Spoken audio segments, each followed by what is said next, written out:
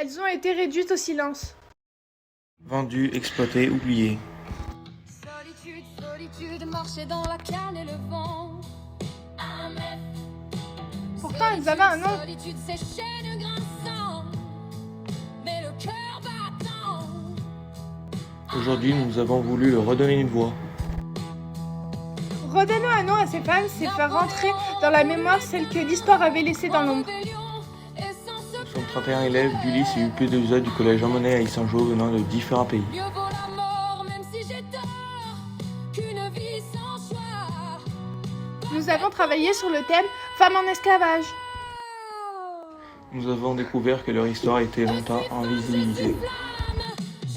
Alors nous avons choisi une femme par continent pour montrer que cette réalité était mondiale.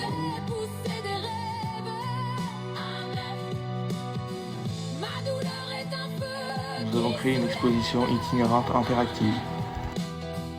Chaque plaquette raconte le parcours d'une femme à travers un texte simple.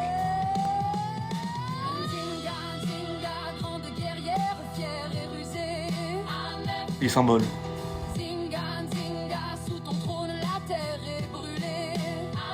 Un pop-up représentant une scène importante de sa vie.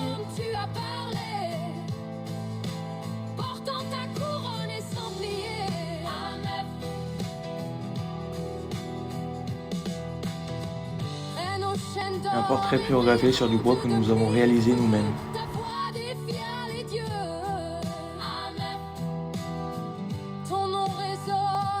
Le lecteur peut aussi tester ses connaissances grâce à des jeux avec des questions à réponses multiples.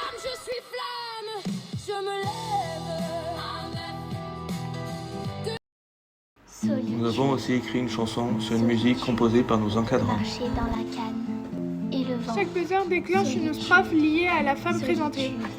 Ses chaînes grinçant, cœur battant, Napoléon voulut l'éteindre.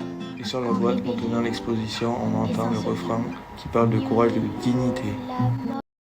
Nous avons parlé de la place des femmes dans nos pays et comparé avec l'histoire que nous étudions. Nous avons compris que ces femmes subissaient une double oppression. Elles étaient exploitées parce qu'elles étaient esclaves et dominées parce qu'elles étaient femmes. Leur corps, leur travail, leur maternité étaient contrôlés. Mais elles n'étaient pas seulement victimes, elles ont résisté par la révolte, par la fuite. Par la transmission de leur chant, de leur savoir, de leur culture. Cette exposition permet d'ouvrir le dialogue. Elle circulera dans le collège et les établissements à proximité et est présentée actuellement à la médiathèque d'Yssingeaux. Elle nous aide à réfléchir à la place des femmes aujourd'hui, parce que certaines formes d'exploitation existent encore. Connaître leur histoire, c'est refuser l'oubli, c'est comprendre que l'égalité se construit. Étudier l'histoire des femmes en esclavage, ce n'est pas seulement regarder le passé, c'est comprendre les racines des inégalités qui existent encore aujourd'hui. Nous avons choisi de transformer le silence en mémoire et la mémoire en engagement.